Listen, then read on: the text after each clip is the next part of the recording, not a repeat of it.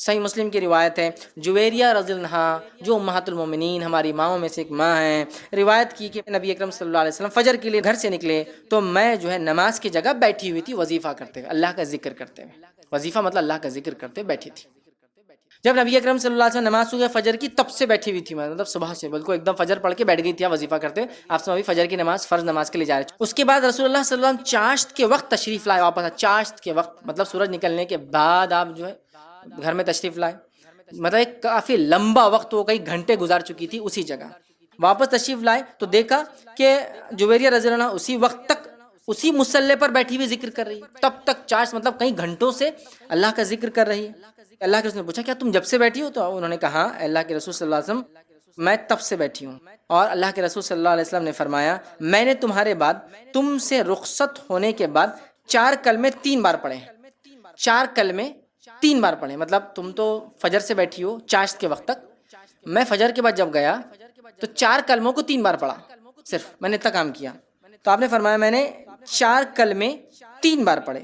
ایسے کہیں کہ اگر ان کا وزن تمہارے آج کے سارے دن کے وظیفے سے کیا جائے تو وہ 4 کلمے بھاری ہو جائیں گے۔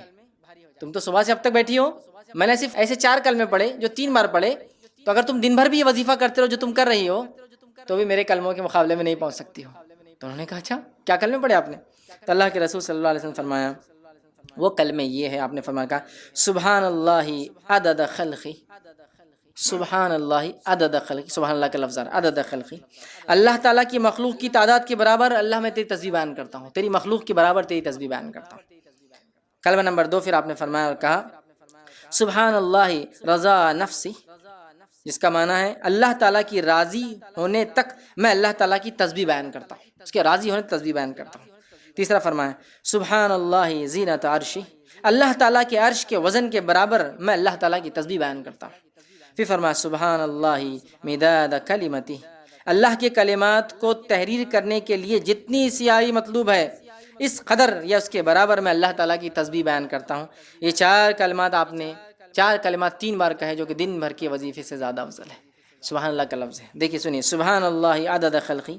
اسی صحابی کو آپ نے اضافی الفاظ ساتھ کہے دوسری روایت میں کہ جب تجھے نیند آئے تو وضو کر اور اپنی دائیں جانب پر لیٹ جا، دائیں جانب سیدھے طرف لیٹ جا، الٹے طرف نہیں، یاد رکھیں سیدھے طرف لیٹنے کے کیا فائدے آج ہم جانتے ہیں کہ جو دل ہوتا ہے ہمارا وہ الٹے طرف ہوتا ہے، جب ہم سیدھے جانب سوتے ہیں تو دل ہمارا اوپر ہو جاتا ہے پورے جسم کے، سمجھ رہے، جس سے ایک طبی فائدہ میڈیکل بینیفٹ یہ ہوتا ہے کہ خون کی روانگی جو جسم میں ہوتی ہے بہت اچھی، اس لیے کہ پمپنگ جو ہارٹ ہے پمپنگ مشین وہ اوپر ہے اور وہاں سے پمپ کرے۔ آپ کی پانی کی موٹر اگر نیچے ہو اور نیچے سے اوپر پھینکنا ہو تو اس کو پریشر زیادہ لگتا ہے، طاقت زیادہ لگتا ہے، اگر وہی موٹر اوپر ہو تو بڑی آسانی سے بغیر موٹر کی پانی کبھی بار چلا جاتا ہے نا۔ تو دل آپ کا اوپر آ گیا، آپ سیدھی کروٹ اوپر ہے، جس کی وجہ سے خون کا دوران بہت اچھے سے جسم میں ہو رہا ہے۔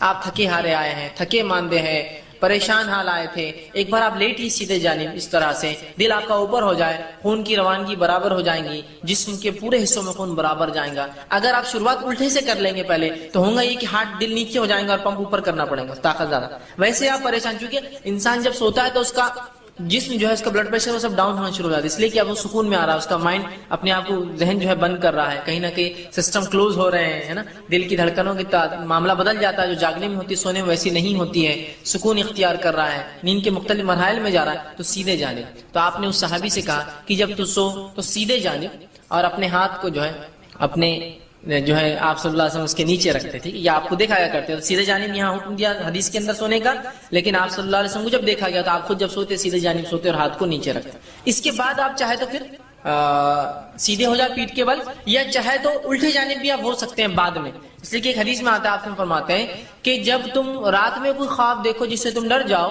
تو اللہ میں پناہ مانگو شیطان مردود سے اور کروٹ کو بدل دو۔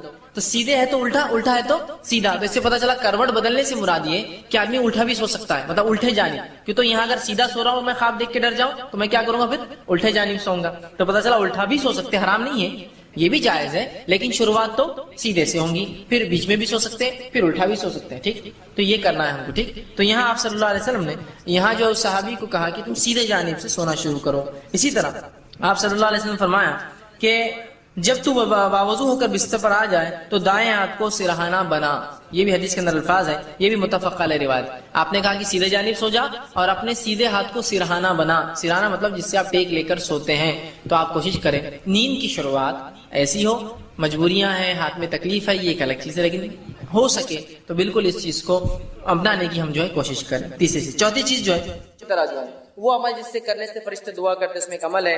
نبی اکرم صلی اللہ علیہ وسلم پہ جو درود بھیجتا ہے فرشتے اس کے لیے دعائیں کرتے ہیں. نبی اکرم صلی اللہ علیہ وسلم جو درود بھیجتا ہے, مسند احمد کی روایت ہے جو عبداللہ بن عمر رضی اللہ عنہ اس کے راوی اور کہتے ہیں, فرماتے ہیں جس شخص نے رسول اللہ صلی اللہ علیہ وسلم پر ایک مرتبہ درود پڑھا اللہ تعالیٰ اس کے فرشتے اس پر 70 مرتبہ درود بھیجتے ہیں. جس شخص نے ایک مرتبہ اللہ کے رسول صلی اللہ علیہ وسلم پہ درود بھیجا اللہ اور اس کے فرشتے 70 مرتبہ درود مطلب بمانا دعا اس کے لیے 70 مرتبہ دعائیں بھیجتے ہیں. بس بندہ اس کو چاہیے تو اس کو کم کرے, چاہے تو زیادہ کرے. اب بندے کے اوپر ہے وہ کتنی دعا چاہتا ہے اور کتنی نہیں. جتنا زیادہ دعا چاہتا ہے اتنا زیادہ درود بھیجے, جتنی کم دعا چاہتا ہے اتنا کم درود بھیجے. تو اب بندے کے اوپر معاملہ ہے. تو ہمیں چاہیے نبی اکرم صلی اللہ علیہ وسلم پر بکثرت درود بھیجے, بکثرت جتنا ہو سکتا ہے, اس لیے کہ 70 مرتبہ اللہ اور اس کے فرشتے درود بھیجتے ہیں جو نبی اکرم صلی اللہ علیہ وسلم پہ درود بھیجتا ہے. آئیے ایک واقعہ سنیے. جو ہے ابی بن کعب جو ہے رضی اللہ عنہ جو ہے وہ فرماتے ہیں, جامع ترمذی میں روایت آتی ہے, وہ ایک مرتبہ اللہ کے رسول صلی اللہ علیہ وسلم کے پاس حاضر ہو کہا کہ میں نے کہا اللہ کے رسول صلی اللہ علیہ وسلم میں بہت زیادہ درود پڑھنا چاہتا ہوں, تو آپ میری رہنمائی کریں کہ میں اپنی دعاؤں کے کتنے حصے کو درود پر مشتمل کروں اور کتنے حصے میں اپنے لیے دعا مانگوں. اور پھر انہوں نے کہا اور میں کتنا حصہ مخصوص کروں دعاؤں کے لیے, کتنا حصہ آپ کے لیے. تو آپ نے فرمایا تو جت قدر چاہے اتنا, جتنا پسند کرے کرے. تو انہوں نے فرمایا صحابی نے کیا 1/4 1/4 حصہ میں اپنی دعاؤں کا درود کے لیے مخصوص کر دوں؟ تو آپ نے فرمایا ٹھیک ہے, جس قدر تو چاہے تمہارے لیے تو بہتر ہوگا. تو پھر انہوں نے کہا کہ اللہ کے رسول کیا آدھا میں کروں؟ تو آپ نے کہا تم جس قدر پسند کرو, لیکن اگر اس سے زیادہ کرو اور اچھا ہے. پھر انہوں نے کہا کہ اللہ کے رسول صلی اللہ علیہ وسلم 2/3 2/3 میں اگر دعائیں کروں مطلب درود بھیجو اور باقی دعا. تو آپ نے فرمایا تم جس قدر پسند کرو حصہ مخصوص کرو گے, لیکن جتنا زیادہ کرو گے تمہارے لیے ٹھوں گا. تو انہوں نے فرمایا کہا اللہ کے رسول میں اپنی دعا کے بجائے صرف آپ پہ درود ہی بھیجتا ہوں, کیونکہ آپ نے پاؤ کہا تو آپ نے کہا زیادہ کرے تو بہتر ہے, میں نے آدھا کہا تو آپ نے کہا زیادہ کرے تو بہتر ہے, میں نے 2/3 کہا تو آپ نے کہا زیادہ کرے تو بہتر ہے. اب میں کیا کرتا ہوں صرف آپ کو درود بھیجتا ہوں. تو آپ نے فرمایا کہا تو پھر تو تمہارے غموں کی کفایت کی جائے گی. اگر تم نے صرف میرے اوپر درود ہی بھیجا اور دعا اپنے لیے نہیں مانگی تو پھر تو تمہارے غموں کی اللہ کفایت کر جائیں گا, جتنے غم اور پریشان کفایت کر جائیں گے اور گناہوں کو معاف کر دیا جائے گا. تو اس حدیث سے پتہ چلا نبی اکرم صلی اللہ علیہ وسلم درود بھیجنے سے غموں کی کفایت ہو جاتی ہے, ہر غم اللہ دور کر دیتا ہے اور اللہ تعالیٰ جو ہے ہمیں ہمارے گناہوں کو معاف کرتا ہے. تو ہمیں چاہیے کثرت سے نبی اکرم صلی اللہ علیہ وسلم درود بھیجے, دنیا کا بھی فائدہ اور آخرت کا فائدہ, دعائیں قبول ہو رہی ہے, معافی مل رہی ہے, فرشتے بھی دعا کرے, اللہ بھی درود بھیج رہا ہے. اور 70 مرتبہ ایک بار بھیجو, 70 مرتبہ اللہ اور اس کے فرشتوں کی دعائیں. اسی طرح جو ہے تو دیکھیے 3 بار کرنا چاہیے. آئیے اسی طرح جو ہے نبی اکرم صلی اللہ علیہ وسلم جب لیٹ جاتے بستر پر سیدھے ہاتھ کے رخسار گلے کے نیچے اپنا ہاتھ رکھ لیتے, تب یہ دعا پڑھتے. تو کون سی دعا پڑھتے رخسار پہ ہاتھ رکھنے کے بعد؟ سلسلہ الاحادیث صحیحہ کی روایت ہے اور برا بن عازب رضی اللہ عنہ فرماتے اور کہتے ہیں نبی اکرم صلی اللہ علیہ وسلم جب بستر پر لیٹ جاتے اور آپ کا دست اقدس سیدھا ہاتھ اپنے رخسار کے نیچے لے لیتے تو یہ دعا پڑھتے اللہم قنی عذابک یوم تبعث عبادک. یہ دعا پڑھتے, دعا کے الفاظ یہ اور ترجمہ اے اللہ مجھے اس روز اپنے عذاب سے محفوظ رکھ جس روز تو بندوں کو اٹھانے والا ہے. اچھا یہ دعا کس لیے معلوم آپ کو؟ یہ دعا کی اشارہ بھی کیونکہ انسان جب سوتا ہے تو اٹھنا ضروری نہیں, تو دعا کر کے سورے اللہ میری مغفرت کر دے, معاف کر دے میرے, تاکہ اگر اس حالت میں چلے جاؤں دنیا سے تو اٹھوں تو اس روز جو ہے میرے گناہ میں. بڑی اہم بات ہے. بہرحال آئیے آگے بڑھتے ہیں. نبی اکرم صلی اللہ علیہ وسلم بستر پہ لیٹ جاتے تو اور کیا کام کرتے؟ تو اللہ کے رسول صلی اللہ علیہ وسلم گناہوں کی معافی, شیطان سے دوری اور بہترین افراد کی رفاقت کی بھی دعا کرتے. جب سونے جاتے تو کیا دعا کرتے؟ گناہوں کی معافی, شیطان سے دوری اور بہترین لوگوں کی رفاقت, دوستی جس کو بولیں گے فرینڈشپ ہو, اس کی آپ جو ہے دعا کیا کرتے تھے. اور رات کے وقت نبی اکرم صلی اللہ علیہ وسلم اس دعا کو جو ہے پڑھا کرتے تھے. اسی طرح جو ہے نبی اکرم صلی اللہ علیہ وسلم سونے سے پہلے جو اعمال کرتے اس میں یہ ہے کہ آپ بھوک سے پناہ طلب کرتے, اور سونے سے پہلے بھوک سے پناہ طلب کرتے, یاد رکھیے. اور ام المومنین عائشہ جو فرماتی اور کہتی ہے کہ اللہ کے رسول صلی اللہ علیہ وسلم جو ہے سونے سے پہلے جب بستر پر جاتے تو یہ دعا پڑھتے کہ اے اللہ میں آپ کی پناہ میں آتا ہوں آزادی دینے والی ہر برائی سے اور بھوک سے جو میرے ساتھ سوتے وقت تک رہے.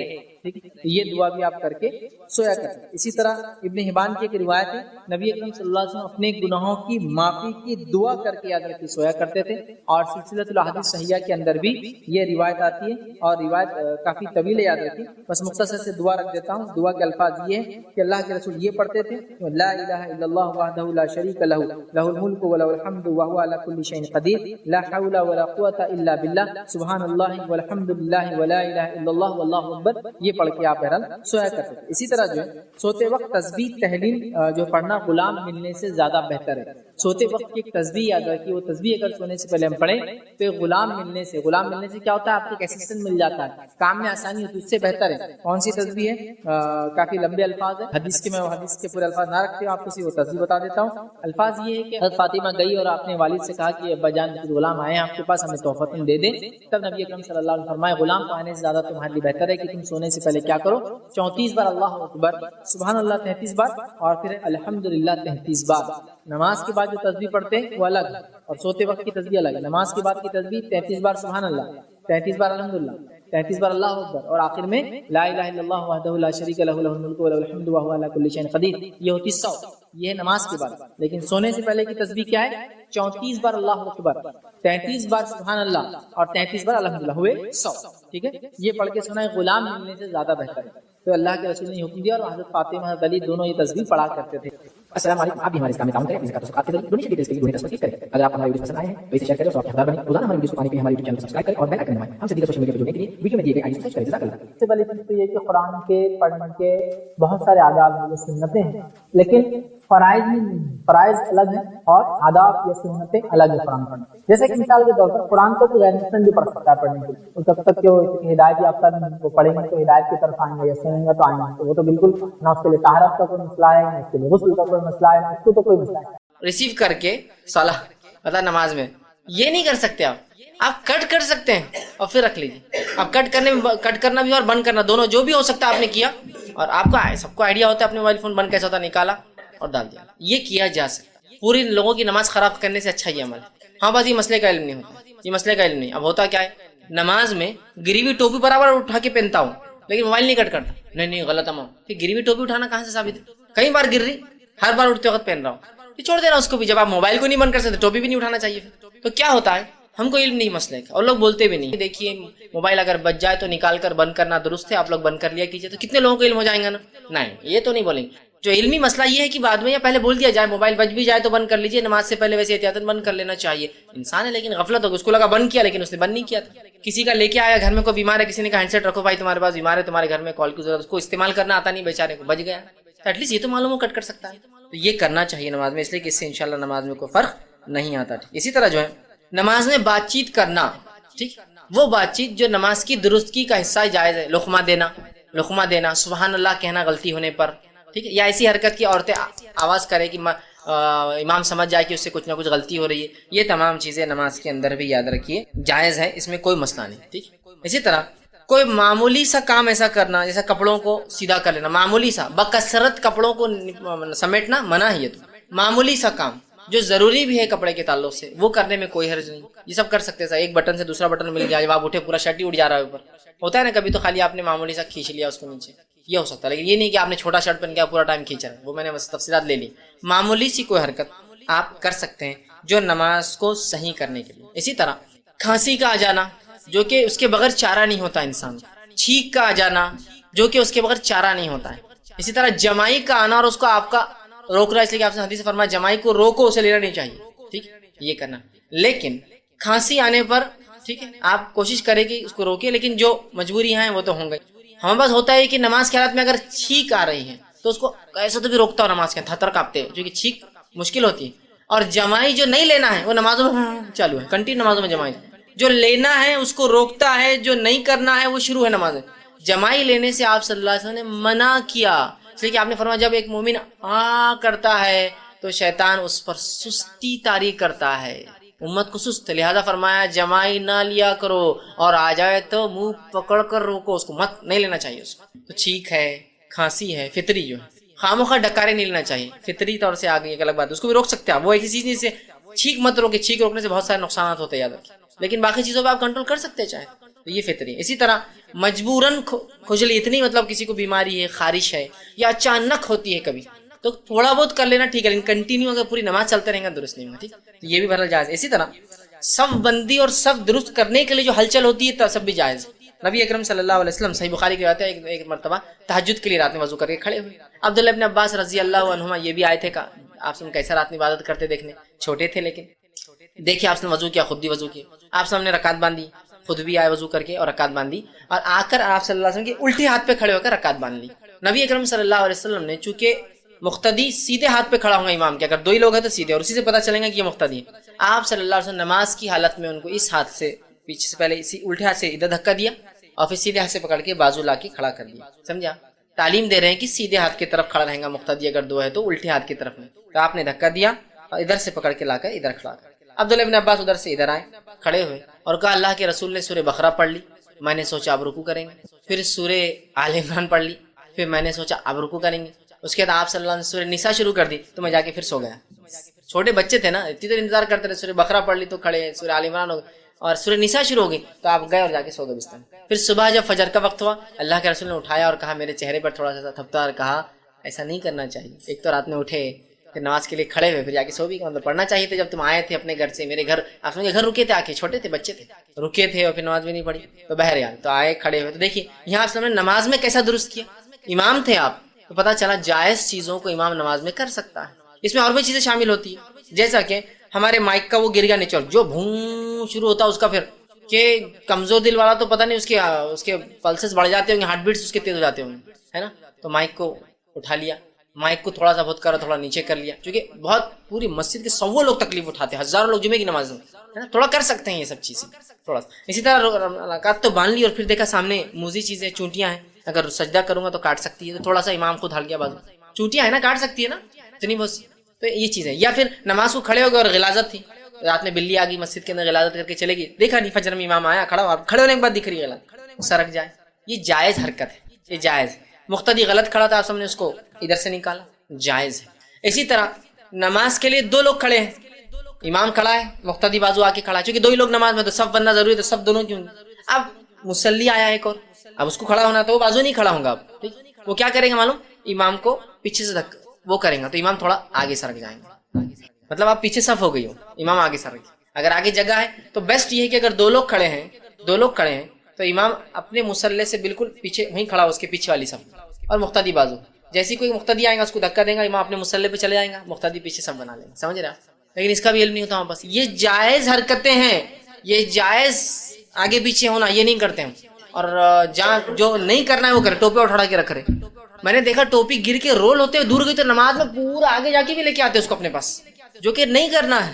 اور جو کرنا ہے صفوں میں, صف بندی کے ادب میں نہیں, ایک امام اور ایک مقتدی ہے تو امام آگے کھڑا اور مقتدی پیچھے کھڑا, یہ تھوڑی نماز ہوں گی, کیونکہ صف ہی نہیں بنی. صف کہاں بنی, مسئلے کا علم ہونا چاہیے, بہت اہم چیز ہے, یاد رکھیں. ایک مرتبہ میرا ایک قصبے سے جانا ہوا, وہاں الحمدللہ ایک گھرانہ اہل علم تھا, علم رکھتا تھا, بہت چھوٹا دین قصبہ, مجھے نہیں معلوم تھا, اسی دن پہ تعارف ہوا. فجر میں گیا تو 2 آدمی نماز پڑھ رہے فجر کی, اور جلدی نماز تھی اور راستے پہ مسجد تھی وہ.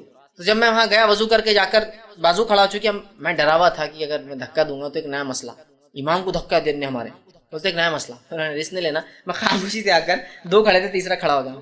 ہمارے 2 اور بھی ساتھی تھے, بولے ہمارا نہیں ابھی کھڑے ہو جاؤ, یہ گاؤں کی مسجد ہے, بہت جھگڑے ہو جاتے ہیں, چھوٹی چھوٹی چیزوں پہ جھگڑے ہو جاتے ہیں.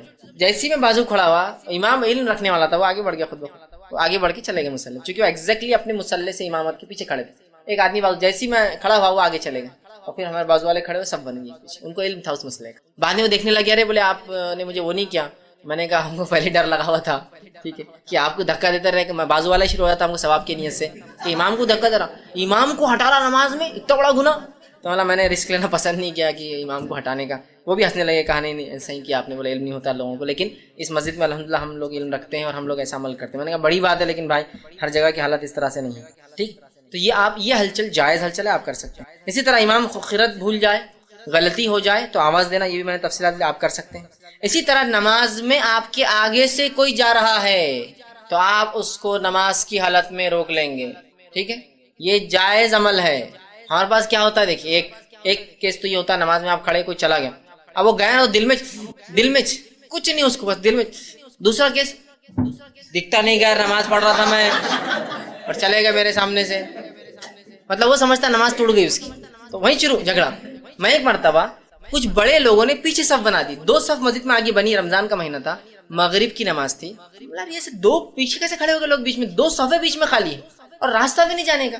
تو میں آگے گیا اور صف میں سے گیا پورا, ایسا صف پورا توڑتے صف کے بیچ میں نمازیوں کے سامنے سے.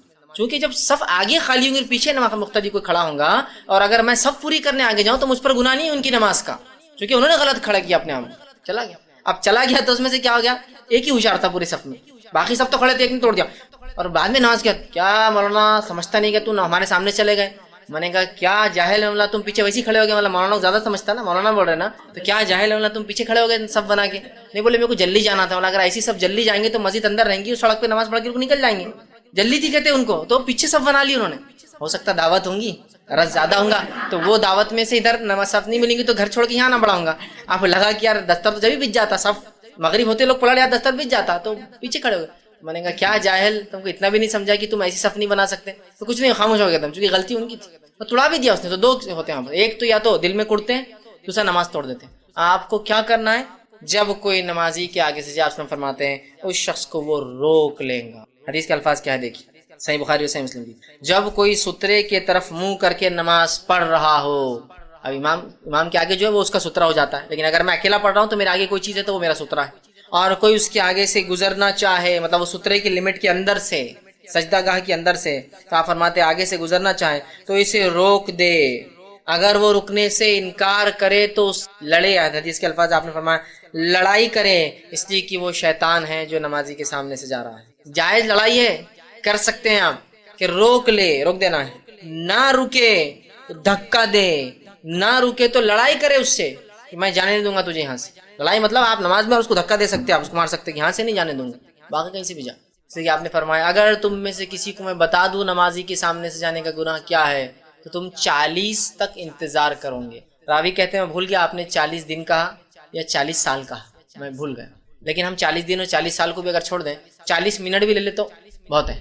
40 منٹ رکے رہے انسان کم از کم, سمجھے, 40 تک رکے رہوں گے. راوی کہتے ہیں بھول گیا دن بولا یا سال بولے, 40 مطلب نہیں جانا چاہیے, اور یہ جائز ہے روکنا. لیکن اگر چھوٹے بچے ہیں نماز میں سامنے جاتے کچھ نہیں ہوتا ہے. نبی اکرم صلی اللہ علیہ وسلم نماز پڑھتے تھے. حسن, حسین اور امامہ آپ کی جو نواسی تھی, یہ نماز میں آ جایا کرتے تھے. اللہ کے رسول صلی اللہ علیہ وسلم کو دیکھا گیا کہ کبھی کاندھے پر بیٹھ جاتے ہیں, کبھی گردن پہ دونوں طرف ڈال کے بیٹھ جاتے ہیں. ایک روایت میں آتا ہے کہ ایک مرتبہ ایک صحابی نے کہا کہ ہم نے اللہ کے رسول کے ساتھ سجدہ کیا, اتنا لمبا سجدہ اللہ کے رسول نے کیا کہ میں نے دل میں سوچا کہ اللہ کے رسول کی وفات تو نہیں ہو گئی. اور پھر میں نے سجدے میں سے صحابی کہتے سر اٹھایا, تو سر اٹھا کے دیکھا تو حسن اور حسین دونوں کاندھے پہ بیٹھے ہوئے. اللہ کے رسول سجدے میں ہیں اور دونوں نواسے آ کے سر پہ بیٹھ گئے, کاندھے پہ پیر ڈال کے, ایک آگے گردن پر اور ایک پیچھے گردن پہ بیٹھا, لیکن اتنی دیر سجدہ کیا. پھر اس کے بعد اللہ کے رسول نے دونوں کو نیچے اتار کر نماز پڑھائی. نماز کے بعد وہ صحابی کہتے ہیں کہ ایک صاحب آ کر تھوڑا دیکھنے لگے, بچے دونوں گھورنے لگے کہ کیا تمہارے وجہ سے ہم کو لیٹ ہوتے. رسول نے دونوں کو جو ہے ایک مانڈی پہ ایک کو اور دونوں کو بٹھایا اور کہا یہ سیدین ہیں, یہ دونوں ماسٹر ہے, یہ دونوں بڑے ہیں اس قوم کے, اور جو ان سے محبت کرتا ہے ان سے میں. تو صحابی خاموش بیٹھ کے چلے گئے.